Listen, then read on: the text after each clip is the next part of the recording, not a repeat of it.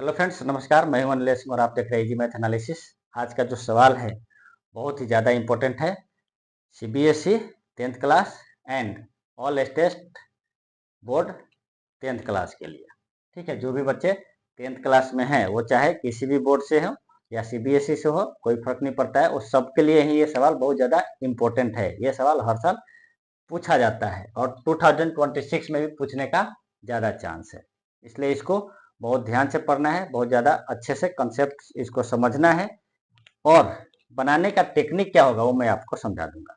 ठीक है, तो सवाल बनाने से पहले एक बार चैनल को सब्सक्राइब कर लीजिए, वीडियो को लाइक और शेयर कर दीजिए, अच्छा लगेगा। और सवाल को पहले समझते हैं, क्योंकि जब तक समझेंगे नहीं तब तक सवाल बनेगा नहीं। तो पहले सवाल समझते हैं, फिर बनाएंगे कि इसका टेक्निक क्या होगा। देखिए, सवाल बोलता है the sum of the numerator and denominator of a fraction is 4 more than twice the numerator.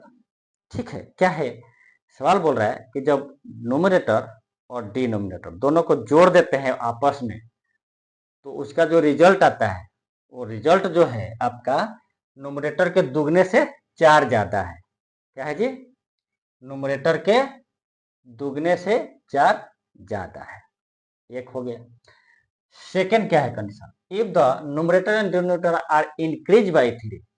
अब क्या बोल रहा है कि न्यूमरेटर और डिनोमिनेटर दोनों को ही 3 से बढ़ा दिया जाता है, मतलब दोनों में 3 जोड़ दिया जाता है, तो they are in the ratio 2:3। तो जो रेशियो आता है 2:3 का आता है। तो क्या बोल रहा है? डिटरमाइन द फ्रैक्शन, मतलब फ्रैक्शन निकालना है। सवाल समझ गए? चलिए बनाते हैं कैसे बनाना है इसको। जो स्टेप मैं लिखूंगा वही स्टेप आपको एग्जाम में लिखना है। ठीक है, स्टेप बाय स्टेप आप चलेंगे, नहीं तो एग्जाम में क्या है, नंबर कटने के चांसेस रहेंगे। सबसे पहले आप न्यूमरेटर और डिनोमिनेटर को मान लीजिए। Let the numerator be x and denominator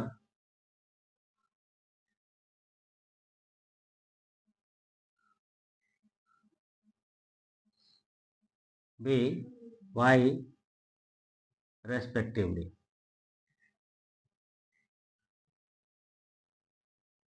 ठीक है, क्रमशः अंश और हर क्या है जी? क्रमशः एक्स एंड वाई है। मान लिया। तो जब एक्स और वाई है तो आपका रिक्वायर्ड फ्रैक्शन क्या हो जाएगा? 10 required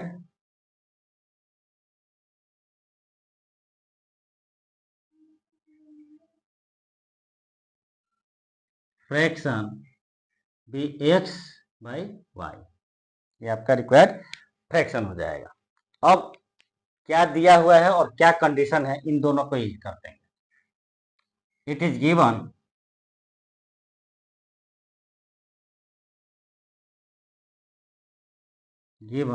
that.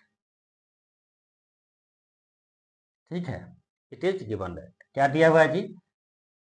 Some of the numerator and denominator. ठीक है, क्या दिया है जी? Sum of the numerator and denominator.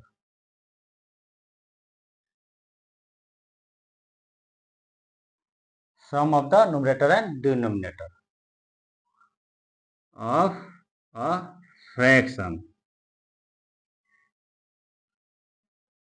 is 4 more than twice the numerator।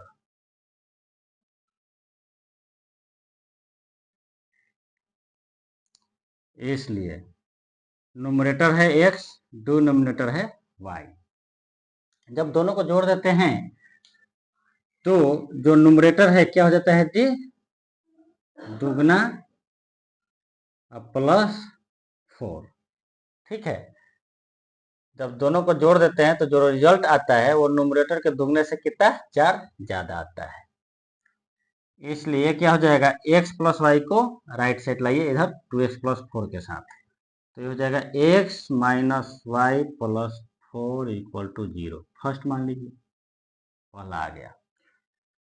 अब ये कंडीशन दिया हुआ है, अब अकॉर्डिंग टू कंडीशन चलिए।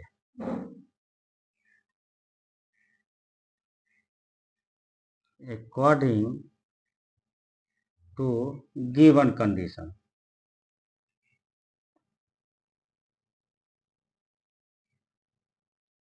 According to given condition, given condition क्या है जी, कि न्यूमरेटर और डिनोमिनेटर को क्या करता है, 3 से बढ़ा देता है, मतलब x plus 3 by y plus 3, तो जो आपका फ्रैक्शन होता है 2:3 के रेशियो में मिलता है।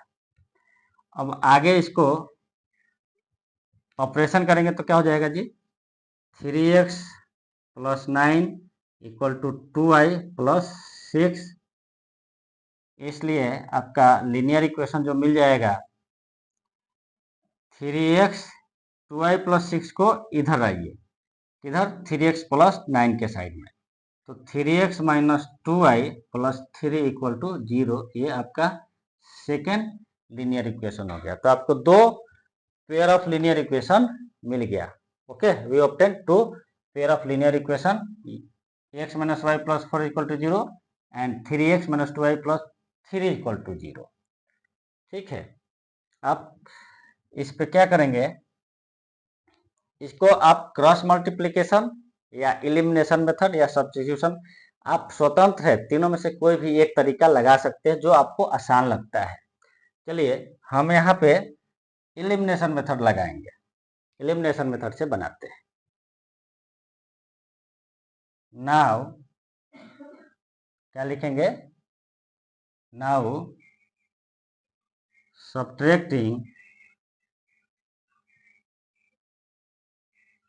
सब्ट्रैक्टिंग 2 गुने इक्वेशन फर्स्ट, मतलब इक्वेशन फर्स्ट में 2 से गुना कर देंगे और सब्ट्रैक्ट कर देंगे, सब्ट्रैक्टिंग 2 गुने equation first from equation second. Now equation second से 2 इंटू इक्वेशन फर्स्ट सब्ट्रैक्ट कर देंगे, या ऐसे आप लिख सकते हैं, subtracting equation 2 from equation 2। Okay, ऐसा लिख सकते हैं, और बाद में आप लिखेंगे मल्टीप्लाई 2 इंटू इक्वेशन फर्स्ट, या आप ऐसे लिख सकते हैं, multiply 2 in equation first then subtracting from equation second. ठीक है, ऐसा आप लिख सकते हैं। क्या करेंगे, घटाइए 2 को, सॉरी 2 में से फर्स्ट को, क्या है 3x minus 2y plus 3 minus 2 into equation first x minus y plus 4 equal to 0। ये क्या हो जाएगा, 3x minus 2y plus 3 minus 2x minus minus plus plus 2y minus plus minus 8 equal to 0। देखिए 2y से 2y cut गया, plus 2y है, इधर minus 2y है, इधर माइनस 2x है, इधर 3x है, तो क्या हो जाएगा जी, x हो जाएगा। इधर माइनस 8 है, इधर प्लस 3 है, तो क्या हो जाएगा जी, माइनस 5 हो जाएगा इक्वल टू 0। इसलिए x इक्वल टू 5, x 5 आ गया। अब क्या लिखेंगे, now putting x equal to 5 in equation first. Equation first क्या है जी, x माइनस वाई, तो x आपका 5 है, minus y plus 4 equal to 0, इसलिए y इक्वल टू क्या हो जाएगा जी, y को 0 के साइड में लाएंगे तो y हो जाएगा आपका 9। thus required fraction,